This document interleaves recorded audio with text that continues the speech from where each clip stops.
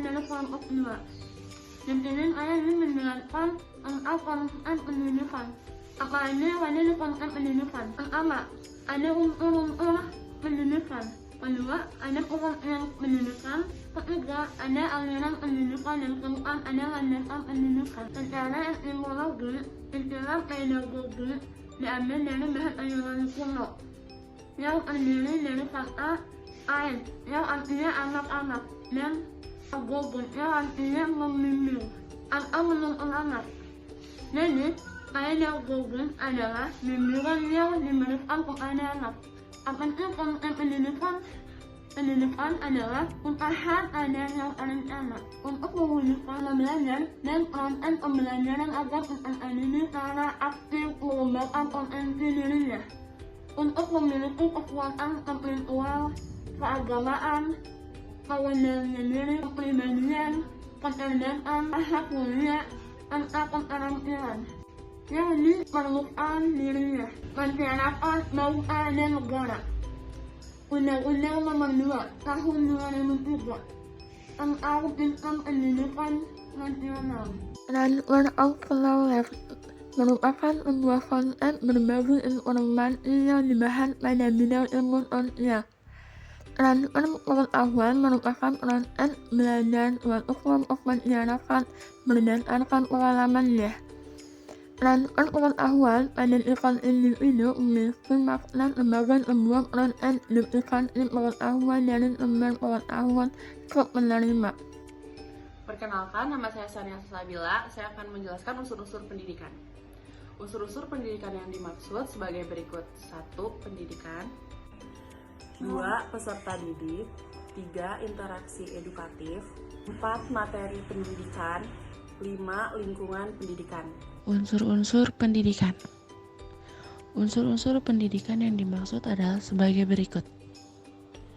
1. Pendidik.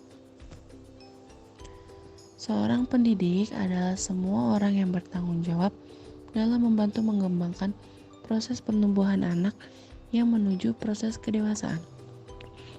Sedangkan dalam Undang-Undang Republik Indonesia Nomor 14 Tahun 2005 tentang guru dan dosen mengartikan bahwa guru adalah pendidik dengan tugas utama yaitu mendidik, mengajar, membimbing, mengarahkan, melatih, menilai, dan mengevaluasi peserta didik pada pendidikan anak usia dini. 2. Peserta didik. Menurut Undang-Undang RI Nomor 20 Tahun 2003 Bab 1 Pasal 1 Ayat 4, peserta didik adalah anggota masyarakat yang berusaha mengembangkan potensi diri melalui proses pembelajaran yang tersedia pada jalur, jenjang, dan jenis pendidikan tertentu. 3. Interaksi edukatif. Interaksi antara pendidik dengan peserta didik merupakan unsur sentral dalam proses pembelajaran. Interaksi edukatif adalah komunikasi timbal balik antara peserta didik dengan pendidikan yang terarah kepada tujuan pendidikan. 4. Materi pendidikan. Materi pendidikan merupakan substansi ilmu pengetahuan yang didistribusikan kepada peserta didik agar diketahui, dikembangkan, dan diamalkan.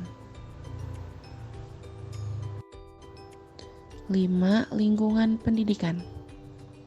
Lingkungan pendidikan adalah segala hal yang merangsang individu, sehingga individu turut terlibat dan mempengaruhi perkembangannya. Ada 3 lingkungan pendidikan, yaitu 1. Lingkungan keluarga, 2. Lingkungan sekolah, dan 5. Lingkungan masyarakat. Perkenalkan, nama saya Elvira Putri Britania Rasi. Saya akan menjelaskan tentang aliran pendidikan. Aliran klasik pendidikan yang dapat kita ketahui dari referensi adalah sebagai berikut. 1. Aliran empirisme, 2. Aliran aktivisme, 3. Aliran naturalisme, dan 4. Aliran konvergensi. 1. Aliran pendidikan empirisme. Aliran ini berawal dari prinsip The School of British Empirism, aliran empirisme Inggris, yang dipelopori oleh John Locke 1632 sampai 1704. Doktrin utama dari aliran empirisme yang sangat terkenal adalah tabula rasa, yakni istilah dari bahasa Latin yang berarti buku tulis yang kosong atau lembaran kosong. Doktrin tabula rasa menekan arti penting pengalaman, lingkungan, dan pendidikan. Dalam arti, perkembangan manusia semata-mata bergantung pada lingkungan dan pengalaman pendidikannya. Artinya, seorang anak atau manusia diibaratkan sebagai lembaran kosong yang dapat diisi apa saja. Dalam aliran empirisme terdapat 5 aspek penting yang mempengaruhi tingkah laku dan perkembangan pendidikan manusia, yakni sebagai berikut. 1. Sosiologi, 2. Historis, 3. Geografis, 4. Kultural, dan 5. Psikologis. 2. Aliran pendidikan nativisme. Istilah aliran nativisme berasal dari kata natif yang artinya terlahir. Nativisme merupakan sebuah doktrin filosofis yang mempunyai pengaruh sangat besar terhadap proses pemikiran psikologis. Tokoh utama dalam aliran ini adalah Arthur Schopenhauer 1788 sampai 1869, yaitu seorang filosofis Jerman. Aliran nativisme berpendapat bahwa perkembangan manusia itu telah ditentukan oleh faktor-faktor yang dibawa manusia sejak lahir. Pembawaan yang telah terdapat pada waktu lahir itulah yang menentukan hasil perkembangannya. Menurut jenis aliran nativisme, ini pendidikan tidak dapat mengubah sifat-sifat pembawaan. 3. Aliran pendidikan naturalisme. Aliran pendidikan naturalisme, nature dalam bahasa Inggris, tentunya berarti alam. Dalam kaitannya dengan aliran ini, kecerdasan seseorang dianggap dibawa sejak lahir. Aliran ini dipelopori oleh seorang filosof Prancis, J.J. Rousseau 1712 sampai 1778. Berbeda dengan nativisme, naturalisme berpendapat bahwa semua anak yang baru lahir mempunyai pembawaan baik dan tidak satu pun dengan pembawaan buruk.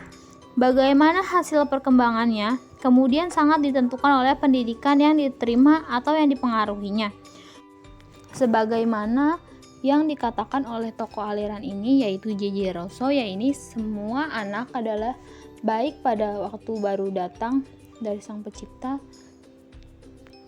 tetapi semua rusak di tangan manusia. Oleh karena itu, sebagai pendidik, Rousseau mengajukan pendidikan alam. Artinya, anak hendaklah dibiarkan tumbuh dan berkembang sendiri menurut alamnya. Manusia atau masyarakat jangan banyak mencampurinya. Keempat, aliran konvergensi. Aliran konvergensi merupakan gabungan dari aliran-aliran di atas, yakni nativisme, naturalisme, dan empirisme. Konvergensi berasal dari kata konvergenti yang bermakna penyatuan hasil, kerjasama untuk mencapai satu hasil. Aliran ini menggabungkan pentingnya hereditas dengan lingkungan sebagai faktor-faktor yang berpengaruh dalam perkembangan manusia. Tidak hanya berpegang pada pembawaan, tetapi juga kepada faktor yang sama pentingnya, yang mempunyai andil lebih besar dalam menentukan masa depan seseorang. Aliran konvergensi menyatakan bahwa pertumbuhan dan perkembangan manusia sangat bergantung pada 2 faktor utama, yaitu faktor bakat atau pembawaan dan faktor lingkungan, pengalaman, atau pendidikan. Perkenalkan, nama saya Safina Najwa Hanifah, ingin menjelaskan tentang landasan pendidikan. Landasan pendidikan dibagi menjadi 5, yaitu yang pertama landasan filosofis, yang kedua landasan sosiologis, yang ketiga landasan kultural, yang keempat landasan psikologis, dan yang kelima landasan ilmiah dan teknologis. Landasan filosofis atau filsafat pendidikan merupakan landasan yang berkaitan dengan makna atau hakikat pendidikan yang berusaha menelaah masalah-masalah pokok dalam pendidikan. Terdapat beberapa aliran-aliran filsafat. Aliran-aliran tersebut meliputi pertama, perennialisme, yang kedua, esensialisme, yang ketiga, progresivisme. Landasan sosiologis. Pendidikan adalah sebagai pendidik.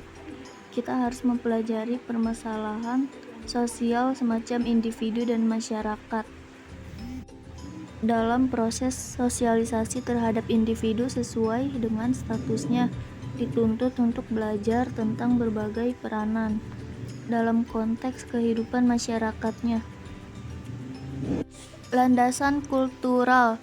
Kebudayaan dan pendidikan mempunyai hubungan timbal balik sehingga kebudayaan dapat dilestarikan atau dikembangkan dengan jalan mewariskan kebudayaan dari generasi ke generasi. Landasan psikologis.